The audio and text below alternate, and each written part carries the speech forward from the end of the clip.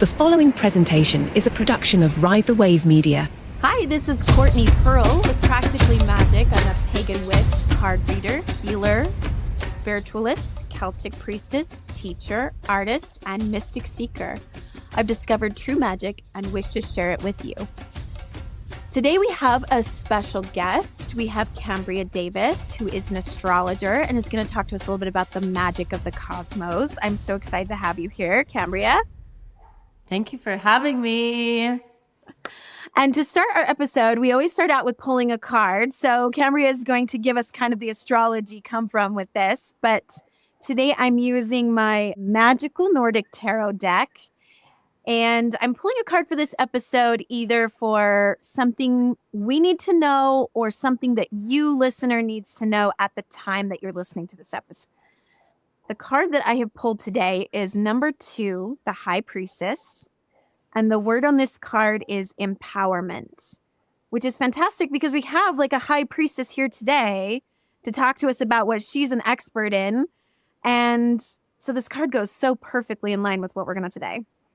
And just to describe a little bit about what this card looks like, there is the high priestess in her long flowing red hair. She has a table in front of her with a crystal ball and crystals. And on either side of the table, there are 2 cats, a black cat and a white cat. And I often take the feline symbology in a card to mean something along the lines of like a midwife. So if cats were seen as kind of the midwives in the old Egyptian ancient healing practices, they were brought in when a woman was giving birth because they purr when they give birth. So I like to see cats as like they're kind of on either side of us, and one cat is white and one cat is black. So it's very symbolic of the dark and the light, and both being the midwives that birth us into our next transition of life. And there's also a sword and a bird of prey, like a falcon or a hawk, is sitting on her shoulder. I take this to mean kind of like the sovereignty goddesses of mythology. The ones like the Lady of the Lake who gives Excalibur to King Arthur, where they are sort of imbuing the king with the powers of having the sovereignty, like he has been tested and proven worthy. So I think this is a very positive card for us today. What do you think? Oh, yeah. Yeah, and you talked about giving birth, which would be linked to motherhood. And the High Priestess is often in astrology linked to the moon, which is ruled by Cancer, which is motherhood. Cancer is mother energy. So, yes, I remember you telling me that. And both of my twin boys are Cancer as their sun sign. And I have now completely changed the way I talk to them. Now, if I want them to do anything for me, I'll say, oh, you need to do this to take care of the other one. And it totally works. Totally. Yeah. So High Priestess is often linked to usually like water energy, but more often the moon and Cancer, which is, it's not like mom, like in the traditional thing. It's just the energetic of mother, the caretaker, the nurturer, the home, the emotional needs of an individual. So that's cool. Love that. Yeah. Oh, it totally works. I'll just tell them when they're going to bed, I'll be like, you have to be so quiet because the other one needs to go to sleep. And then I'll secretly tell that to the other twin, and they both want to take care of each other. So it totally works out. Yeah. Oh my gosh, I love that. And I love that you are doing that for them. Yeah. Well, I have Kambria here today because I know a lot in the healing world and the energy world on a lot of different things that I study and do. But one thing I am totally overwhelmed with is astrology. It's not something that I have spent a lot of time on because every time I do, I'm just like planets, degrees, constellations, zodiac signs. It's so much. So I love to just put that up to the experts that know far more than me and spend their time studying these things. But I firmly believe in it. I totally know and understand that the cosmos are influencing us, especially the moon. I'm very aware of how the moon affects us. And so I'm glad you're here to kind of talk us through this. And I can just give it up to you for knowing all of this. And I would like you to kind of walk us through. So you have Kaya Community, which is what you've started, you've created. and it stands for Come As You Are, but with a K because you're K for Kambria. Yeah. And I want you to tell me a little bit about how you came to create that community. Yeah. So I would say almost nearly 8 years ago, I started kind of on my own personal healing journey and awakening journey with no intentions of being an astrologer. Or I was in the middle of a coffee date with some friends and another real estate agent and another financial gal to do a class for real estate. And I would explain it as like dozed off or like kind of fell asleep, but didn't. And I just kind of had this total like download, people would call it, and just kind of saw like this room of women healing and getting together and holding space for each other. And I was like, what? So I shared this with a few people and they're like, well, you should do that. You should hold an event.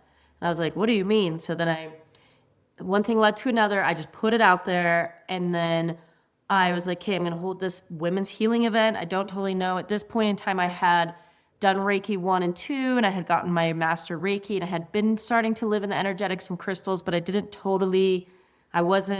hadn't studied a lot of Kundalini yet, or a little bit of astrology, not a ton yet, but I was just getting into it. And then I held this event, and it was just so powerful. Leading up to the event, I was like, well, what am I going to call it? Like a women's day? And I really struggled, right? Again, this was not something that I went out and searched for. I just had this kind of brief little nap, vision, download, whatever people want to call it, this intuitive hit, right? And I was like, okay, I have to do this. Like it was knocking at me. I tried to put it away and it knocked at me. And I kept trying to figure out, what do I call it? What do I name it? And nothing really came. And I was starting to get really frustrated. I remember one night I was like, okay, I just took a bath. Kids were asleep. And I was like, I'm just going to let it go. Like I'll just keep saying, come to this event in hopes that people will come. And I heard a song my brother, who's also an astrologer, had sent to me, and it said something about come as you are. And I've heard that saying so many times in my life, but it just hit different. And then I was like, come as you are, because I wanted this event to be for everyone, people who know astrology and energetics, people who have never been introduced, people who know nothing about crystals, but are looking for a safe place to connect with something larger. So I just was like, okay, Kaya. Right? And I put a K because I put a K at most C words because of Kambria being spelled with a K, and spelled it Kaya. And then I Googled what Kaya was, and come to find out Kaya, or some version of it in so many different languages across the world, mean very similar things that I was like feeling in my heart. So sisterhood, or wisdom, or the passing down of wisdom, or love. And that's just what I want people to feel when they come to Kaya. I knew what it felt like being in my mid-30s, not knowing what energy work was, astrology, anything, and like kind of stepping into that world, but being curious and wanting to step in and be accepted and wanting to learn more. But also, it's kind of scary when we're programmed and conditioned with a lot of different things. So from then on, from that first Kaya event, it's just, evolved, and I do women's retreats, and I hold astrology nights, and I do birth chart readings, and it's just a community for people to come as you are, any level, right, of knowledge or experience or beliefs, and come into community and just find healing and community and love and support, and showing up totally congruent for who we are, Absolutely. And that is, I feel like when you talk about your journey and when you created this, I feel like it's me at some point in the future or my hopes for the future is there's definitely a need for those spaces, like to have that sisterhood, to have that you're accepted wherever you are in your journey, wherever you are coming into your own authenticity. Like we leave all judgment at the door. We don't come with our preconceived biases. We just come and embrace each other. And all of our different gifts and all of our different, everybody has different desires. Some people come to Kaya to just see their friends, and some people come because they're looking for really deep personal transformation. And some come to learn about astrology and apply it, and some just come to say, what's up? So it's all across the board, and I think we need that more than ever, really. Absolutely. I'm so glad that you are doing this work, and I'm glad for everybody that is doing that work. Like we all need those communities, and whether they're small communities or like they go virtually out into the world, we're all seeking it. I started my journey there was a group called Kara Circles, and Kara Celtic is like friend, but it's spelled. Yeah, I was just kidding. But yeah, it just meant like, this is your kin. These are your people. Like, come and be embraced by them. Cambria and I met at a business networking luncheon, and this business networking group in our local community, the focus is to create community and support each other. I'm just happy to be involved in it. I'm not sure where it's going for me or what that's going to look like for all of us, but I'm here for it. Yeah. And it's like the coolest, chillest networking group ever with like really genuine people. So I'm grateful for that, who have met you there. Yes. Okay. And then we're going to get into some questions that I have for Cambria. I was thinking about coming into astrology and what I wanted to share with people about it. So I want Cambria to share a little bit about how learning astrology, because she mentioned she wasn't always into that stuff. She came into it. But now, having learned about it, how has it affected your life, either personally or professionally? Like the difference between not having it in your life at all and then coming into it now. Oh, yeah. I mean, I would definitely say it's probably the single-handedly biggest tool in my life that I've ever encountered in 40 years of life on this planet. You know, I had heard of astrology, and I'm a Leo, so shout out to the Leos. Leo moon, I know you are. And so my whole life, people were like, of course you're a Leo. Kind of probably how now I talk to people, they're probably feeling the same way. I'm like, what does that mean? And that's not real. And I also had the same experience. I'm like, you can't box me in. Like, I'm more than that. But then that same year, I had left a corporate America job of over a decade. And really, my whole life, kind of everything just got tossed up. And within that first year that I started doing energy work and having Reiki sessions and then taking Reiki and meditating for the first time ever, in walked astrology through the voice of my brother, who's an astrologer as well. And he had always said things to me over the years. Things will show up when they're meant to show up and when we're ready for them. At that point, I was totally ready. The first couple, 2-3 years that he had been studying astrology or been in that realm, it didn't land for me. I was going through a really interesting personal, total life cycle. And he just came and kind of called me up out of the blue and read my birth chart a little bit. He was saying things that, even though he was my brother, were current things I was going through that I hadn't really expressed or even known how to express to myself, let alone my family. So that's how astrology made it in. And then I started diving into it, and it is overwhelming. I just want to remind people, it is overwhelming even for me. And I mean, I've been in this realm for 7 years. I've been studying astrology. And I want to remind people, it's not a belief system, it's a language, right? And so it's a language of the stars. And a lot of people are like, oh, you believe in astrology? But no, it's just a language. I just happen to study the language and involve myself. So yeah, you asked, how has it affected me personally?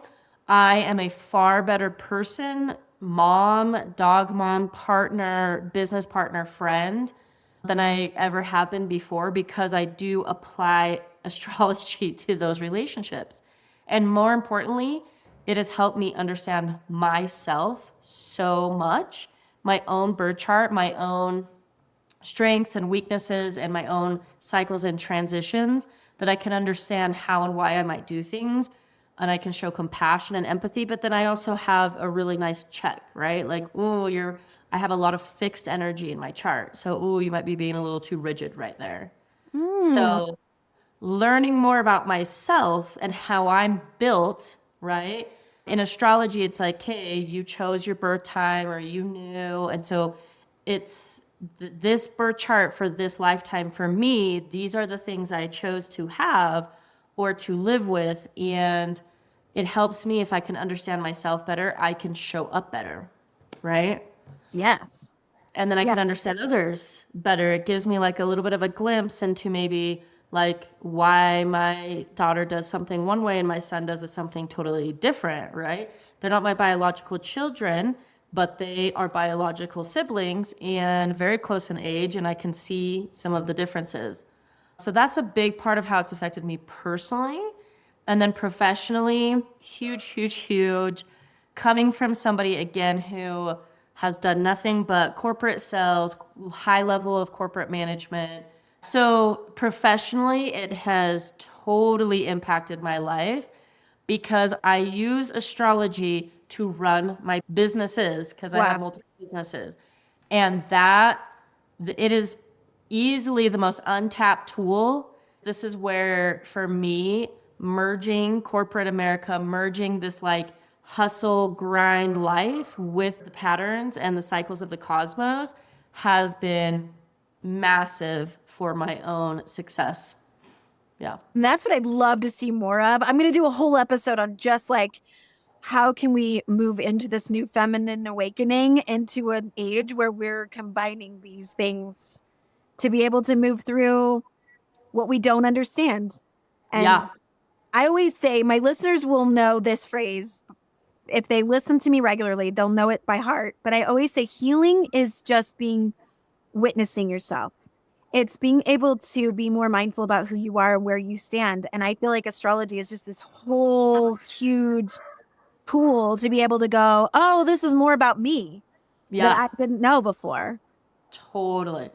Yeah, and that's where birth chart reading comes in, right? I'm not just plugging birth chart readings, but I have watched that's how I got into astrology, but even if astrology is not something people really want to dive heavily into, that's cool. Using it to understand ourselves and who we are. And I use it when I do birth chart readings. The goal is to help you come back to your soul's essence, the true nature of your soul, because we live a whole life and a lot of stuff gets put on us and stuck on us, and we build walls and we put on our armor. And the astrology part is like, oh yeah, oh right, so you have a Leo moon. Oh, the youthful, playful, exciting pieces of me, right? These are things that are so important. These are who I am, not things that I'd want to be. They're who I am. And so getting back to that is the biggest impact that I see people have once they kind of have astrology, you know? Absolutely. Good. And one question I was excited to ask you, because in the healing world, that the clients that I see, and I do both Reiki and I have emotional processing clients. We go through like an 1.5-hour process session. What I've noticed over the last couple of years of doing this work is that I will have clients that come in and do, whether they're doing Reiki or emotional processing, they'll seem to be working on the same things all at the same time. This is why I can't deny astrology is not part of the influence in all of that. Because I'll have like a period of time where, let's say, everybody seems to be dealing with or working on shame all at the same time. I've even done like my Instagram live videos based on that, because I'll say, I've had a lot of clients working on shame right now, and I just want to talk about shame for a little bit. So everybody who might be dealing with that can all hear about it at once. So maybe you can tell me a little bit more about how astrology plays into that. Totally. Well, if I can insert my moon example here, because I really love this for people who are like, I don't believe in it, or astrology's not real, or whatever, right? So, because it will also tie into why a lot of the things in the cosmos in the sky affect us all at the same time. So when people say astrology's not real, it's a crock of you know what, I don't believe in it, that's cool. Then I just go right to this, right? So I ask your followers, listeners, anyone listening, do you know that there's a moon? Do you believe that the moon exists? Can you see it with your eyes, right? Most people are like, of course the moon exists. The next question we have is, does the moon affect the tides, right? Yes. Well, what are the tides made of? Water. Cool. So the moon up there affects the tides of the ocean down here, which is water. So if the moon affects the tides of water down here, and as human beings, we are made up of 70% water. Right? So if we're made up of 70% water, the moon is also affecting us, which anybody who teaches school, anybody who works in a psych ward, anybody who works in the jail system, first responders, they will all totally agree to what happens near full moon. So we're all in line here. This is not Kambria Davis trying to get you to believe in astrology. This is facts. So the moon's up there. It affects the water. We're made of water. The moon affects us, right? And if the moon is up there affecting us, what in the world makes us think that the rest does not? And anybody who also dives even into like more natural ways of healing, the sun is one of the greatest healers on the for us on the planet, right? Being out and getting natural vitamin D can do wonders for our body. So I think it would be a little comical to be like the sun and the moon are so powerful, but nothing else matters up there. Nothing else, none of those big planetary bodies. Yes, to your point, when the moon is going through its phases and its cycles from a new to a full moon, we are feeling the effects. We move in cycles as human beings, and the planet moves in cycles through seasons, right? And so we are meant to move through seasons. And it is said in the spiritual world, and just period, that men are governed by the sun and they rotate in a 24-hour period like the sun, and women who have a period or have a moon cycle, have a menstrual cycle, are governed by the moon, which is totally accurate. And we regenerate every 29 and a half-ish days, right? So that right off the bat, and then what was that book forever ago? Men are from Mars and women are from Venus, right? You ever remember hearing that book? Oh, yeah. I never read that book because, I'm a lesbian, so it's like, that doesn't super apply to me. But what's funny about that is Mars is masculine and Venus is feminine, right? Yeah. So when you have clients coming in going through the same things, it could be, what's the moon cycle? Is Mercury in a retrograde, right? What planet is in a retrograde? What planet is traveling through what sign? Because the closer that they are to the Earth, the stronger the vibration, if you ask me. And big transits can affect everybody down here. You'll see big things happen, in a retrograde period. I know there's a lot of excitement on the internet and people talking about it on the socials, like Mercury in the microwave. But Mercury retrograde is a really powerful time if it's seen and used correctly. So we're all being affected. Whether we want to know it or not, it's up to you. But knowing those cycles, especially somebody like you who's a healer and holds space for people, is really potent. Because then you can be like, hey, this is a time of reflection, or this is a time of action. This is a time of rest. This is a time of doing. So. Yes, perfect. And that's exactly, where I've been trying to dive into a little bit here and there, and in trusted sources of what is going on, because I can't deny that there are things going on. And even before I was into any of this, I was a teacher to little kindergartners. And like you said, I know ER nurses. I know, we're all like, yeah, definitely a full moon is coming, and we can feel it even before we look at our calendar or look in the sky. Something's up, right?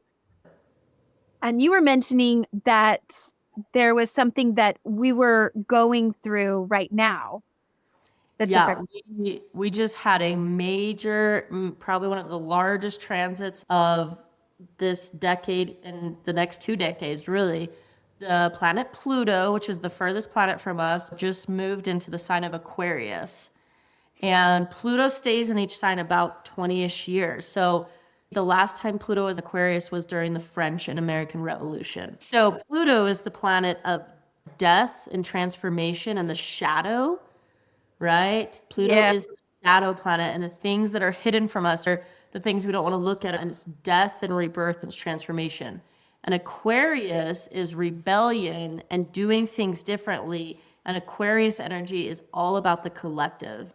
That's going to blow apart Ben Brown's Fresh King Benjamin show, Vibing the Apocalypse, because I feel like we've been talking about, America needs to buckle up because it's about to get crazy. Yeah. So, the French and American Revolution happened while Pluto was in Aquarius, right? Aquarius energy is about what serves humanity, not the individual. And so we're seeing that, right? And so this is a big move. People are going to start having conversations. People are going to start protesting. The people are going to say the way things have been going is not working. So there will be rebellions, because that is associated with, again, Aquarius. Aquarian energy is the rebellious ones. They are the ones that are like, this isn't working. So when the planet of death and transformation and shadow work and, going through the darkness moves into the sign of that, we will see changes. And it will, some people, when they write about it or post or hear that, they get scared, right? And it's not about being fearful. It's about understanding the deep rooted change. It's kind of like everything needs to burn down to be Yes. built in a better way, right? Or the tower card, as we call it in tarot. We're ready for some tarot energy to get us to the next. Totally. Well, and that's the thing too, even in these terms, right? I mean, like I said, I have spoken to realtors and entrepreneurs and mortgage people about how to use astrology to improve their business. This is very unconventional. It's very different. Even for me, like I said, if 10 years ago somebody would say, Cambria, you're going to go from preaching mindset and hustle and grind and commitment and discipline, only discipline, to, hey, flow with the cycles and the seasons of your life, of the moon and the cosmos, and you will be just as successful, if not more, I would have laughed in their face. I'd have been like, what are you talking about? That is some woo-woo garbage. That is not true, Yeah. I'm excited for all of it, even if it does sound kind of like, well, we're going to have to really go through it first. I think it's like time. I'm super excited for that. Totally. So to give kind of a brief example, and I know that this isn't like doing a birth chart reading, which would be like totally in-depth, lots of information. But I was told that my sun sign is Pisces, my moon sign is Leo, and my rising sign is Libra. Cute. So I don't know. Like, again, I'm the one who, if somebody says something like, that's so Leo of you, I'm like, okay, I guess. I don't know what that means. But so if you were to give me kind of a brief, like, what does that mean about me? Yeah. What would you say? So to your point, astrology is very complicated. Everybody has where every planetary system was when they were born. That's one thing. And then there are house systems of also what influenced your Pisces sun. And then there's what degrees was the sun in Pisces when you were born? Was it 2 or were you at 29 degrees? And then there's also where was the sun in aspect to the moon? And that all plays a part, right? So I don't want to discount any of that now, but there are archetypes. And I actually have an online course that I taught that I'll probably refresh in soon, because I'm like, if people want to know just like basic archetypes, because right now we're in Aquarius season. Okay. So what is the basic archetype of Aquarius? Then in that season, you know how to kind of align your life, your kids, your business with that energy.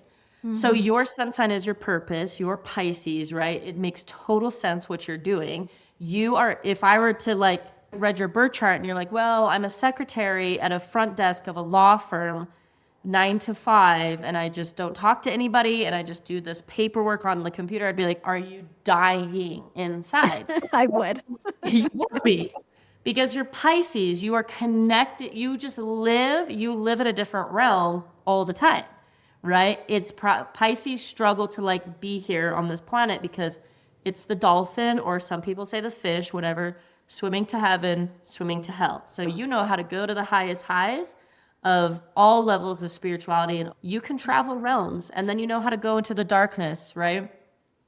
Pisces, it said, I think they're one of the most intelligent signs in the zodiac because you are the last sign of the zodiac, meaning you have a little bit of every other zodiac within you.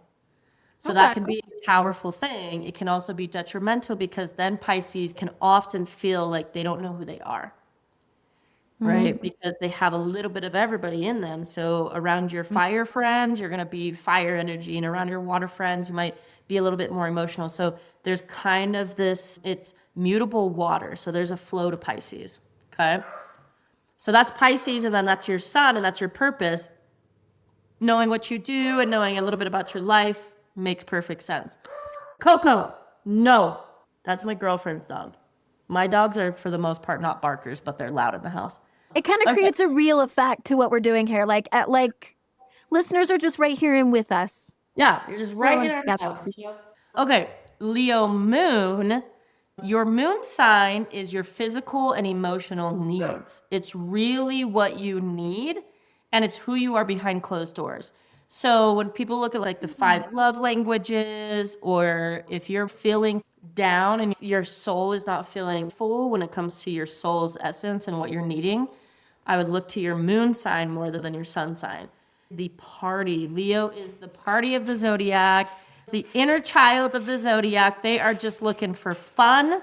They want to have fun. They want to play and they want to joke. Leos also are the kings and queens of the zodiac, so they want to be on the stage. When that's the moon at home, you know, a lot of dance parties and a lot of music and a lot of fun with the kids and activities. And also like, hey kids, Leos love attention and that's not bad. Leos are very confident. People are drawn to their magnetic personality. And you can see that. The thing with Pisces sun is it's such a mutable energy. I do see often Pisces sun's moons impact them in exterior places often a lot more too. I can right? totally. They're not like, oh, I'm a Capricorn sun and this is how I am in life. And then I go home and I'm a different There's a lot of flow with Pisces, yeah? So Leo moon, that's like fun and playful and inner child and excitement. And also the leader, right? Leo is a lion, so leaders of the pack and wanting to be the lead, right? And needing that. So you need to have inner child, which is, again, things I know about you, all in alignment, right? That is definitely in alignment. Anybody who knows me would say that's spot on.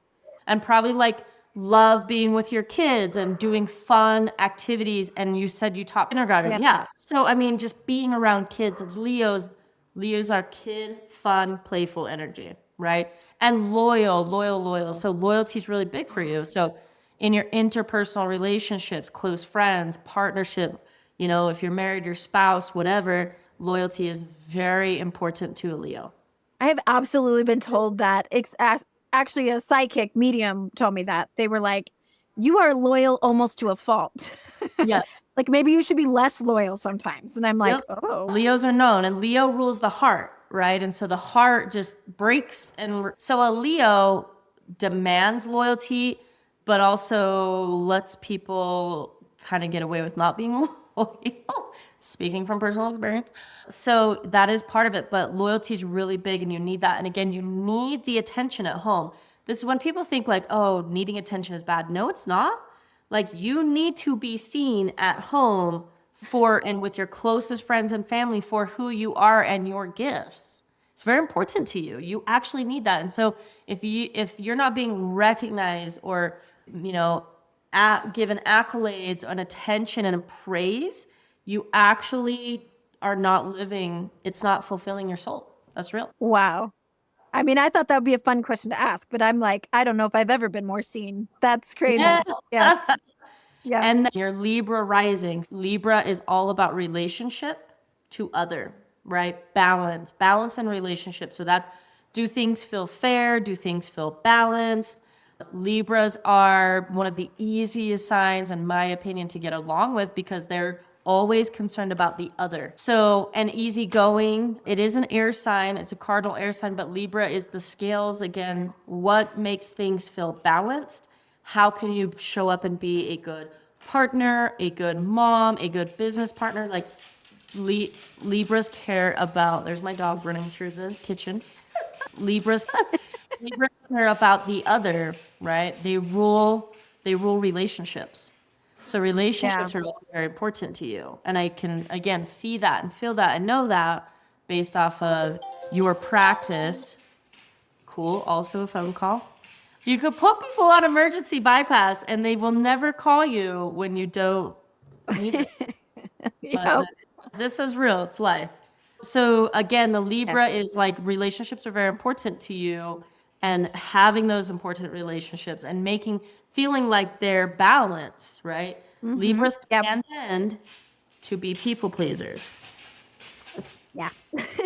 I'm doing a lot of work lately in using the word I can't more appropriately. Like just, I probably could, but for personal reasons or whatever, I can't. Like using that in my own, like setting boundaries. So I love that. So for Libra and Pisces, no is a complete sentence. Wow. Yeah.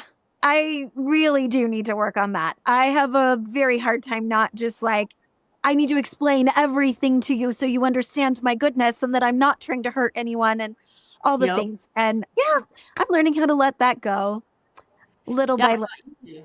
See, but what's cool about astrology is if we look at your chart, just the little bit that you told me, you're not going to ever be this like really hardcore, boundaried, distant, like no all the time person. That's just, it's actually not built into who you are. You're actually very loving, very caring. You're going to probably overdo it, over love, over show up, and over care about people. But having an awareness about that, be like, I will do that. So then just checking yourself, like, is this somebody that I want to over care for? Because I tend to do that, you know? Astrology is not about becoming something we're not. That's what I tell people the most, right? Like, it's not about being like, oh, I'm a Libra rising, so I tend to be a pushover or a people pleaser, and so I don't want to do that. No, it's about knowing that that's kind of your default. And so just having awareness and being like, okay, it's okay if I people please my spouse and my kids, but I'm not going to people please the random person at the grocery store who cut me in line. You know what I mean? Like, Yeah. Yeah. Or even just having awareness if I do want to people please, or if I'm drawn to please someone, am I also going to hold resentment? And if that's true, then maybe I want to rethink that. beautiful. Because, yeah, that is something definitely Pisces can deal with is that resentment piece, because they'll be caught up in the moment with it Yeah. and be like, yeah, this is great. And then after things settle, they might be like, wait, that's not actually what I really wanted to be doing. Yeah. I can absolutely see that. All Cool. right. To finish up, instead of doing a question from a listener, which is what I sometimes do, place a little game with zodiac signs. So I came up with a game where reaching out real people, we're going to play it with Disney princesses. These are Okay. just archetypes, not real people. But if these people were a certain sign, what would they be? Maybe just for time, we'll just do a sun sign. I'll just choose one random zodiac sign. And Kim's going to tell us like what Disney princess might be this sign. We'll do a couple of these. Think about my Disney princesses here, you know? I know. I was going to ask you, like, have you caught up on all your Disney characters? Disney princesses, Disney villains, or Disney heroes? Whichever you want to choose. And the one I've chosen first is Scorpio. Ooh, Scorpio. This is my husband's sun sign, by the way. Oh, okay, cool. So I feel personally like Scorpio and Leo have very similar energetics, but they present opposite. So I think Scorpios are some of the most loyal out there. So I'm trying to think. Well, that's good to know for a husband. Yeah. And Leo moon, this really works very well for you, right? I don't know what his moon sign is, but Scorpio. But the Scorpios are the people you never want to cross. You never want to lie to a Scorpio. It will take you 8 years to gain their trust to begin with. You lie to a Scorpio one time, dead. Stinger, kill. I'm trying to think what Disney character would be, because I feel like Disney, a lot of people are very forgiving in Disney. Yeah. My first thought was maybe the Beast in Beauty and the Beast. Oh, totally. Because he's super not trusting and he's kind of like really distant and A while to warm up to. yes. Oh, totally. But then when she gains his trust and they show love for each other, then he's just like uber all over her, lovey-dovey. Yeah, okay. Thanks Yeah. for the pass right there. Good job, Courtney. Well, when you described it to me that way, then I was like, okay, maybe I can see who this would be. I happen to win at all the Disney trivia things. I love going to Disney, but my kids are older now, you know, so I don't watch as much Yeah. Disney. But yeah, no, I think the Beast is totally Scorpio. Scorpios are said that if they were to like drive by in their car and they were to like say you were just wave to them, they'd come by, they'd have got their limo tint, and then you wave at them and then they barely roll their window down a quarter inch, right? And you're like, oh, they're going to talk to me. Great, that's nice. And then they still have massive sunglasses on, Yep. right? So it's layered. And then it's like, okay, I'll roll down. And yes, that's what it is, right? So Scorpios have a bad rap. People are like, they're the serial killers. I'm like, no, they're actually not. They will sit back at a party. They're the observers. They're the everyone before anyone's them. but once they really believe you and trust in you, they're some of the most loyal people on the planet. Awesome. Okay, what about Virgo? Okay, so Mary Poppins, that's my favorite. Is she? That is Disney? Disney. Yeah. Okay, cool. So Mary Poppins is the queen of Virgo. That's actually the archetype I love to describe Virgo with. She comes in and she's got her processes and her step by step. And she's like, this is how we're going to take this chaos and make it beautiful and clean. And so she comes in and she just, strikes order to it all, because the mythology in astrology is that Leo is the height of summer and it's the party. It's the sun at its peak, and there's just party and Leos. We're just having a great time. And then Virgo has to come in and stop the party and be like, we have to get back to business. We cannot just party all of life. Nothing will get done. And that's Virgo. She comes in and she's like, nope, clean up the party. We got to go back to school, right? Virgo season is when all the kids stop hanging out in the summer and they get back into a routine and go to school. So, Oh, yeah. That really actually kind of helps me with the timeline of that, because I can't just pick out a time of the year and be like, I know which season we're in. But that actually helps. That's really cool. Yeah. And how cool that we're doing Disney characters and Virgo comes up. Mary Poppins. Awesome. Yeah. Love it. Okay. Well, we'll do one more real quick one. Cool. And let's do Sagittarius. Oh, okay. Who's like a traveling princess that goes to many places? Like very concerned with her freedom.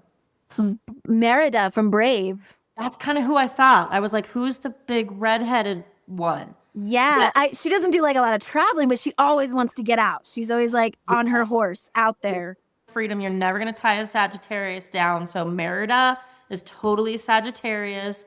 She wants to be free. She wants to live out there. And she wants to explore other things. So Sagittarians love to learn about other philosophies of life, other religions, other people, other ways of doing things. But they don't like to learn through books. They like to learn through lived experience. Yes. Okay, good. Yeah. Perfect. Oh, that's awesome.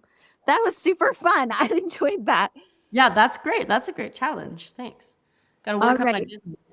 Finish up. I just want to give you an opportunity to shout out any of those social medias. Like, how can people find you? At KAYA, community with a K, or at Kambria, KAMBRIA 12 on Instagram. That's where I'm most there. You can also go to kayacommunity.com and sign up for our newsletter, and all events get posted there. So yeah, we try to stay really interactive with people.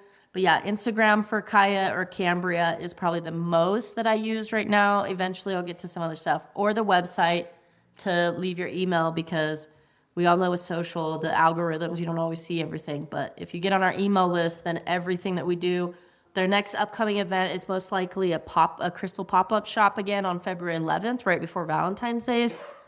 Yeah, that's okay. I don't know if we'll be able to include that because it might air after that. Yeah, I'll tell Blade to do that. But yeah, so kayacommunity.com is probably one of the easiest ways, and get your email on there so we can keep you updated on events.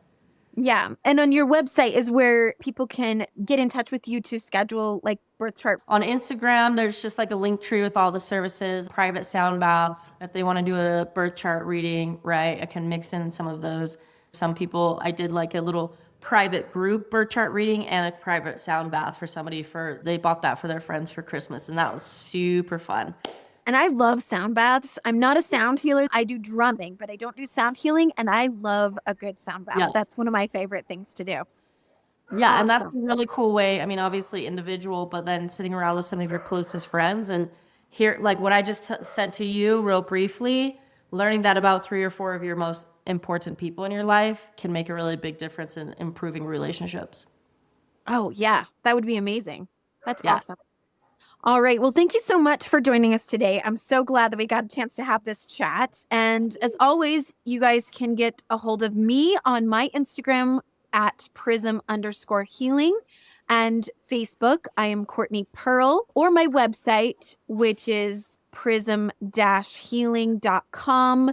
And I would love for my listeners to reach out to me and private message me any questions that you might have about anything magic or healing or energy related so that we can feature them on future episodes.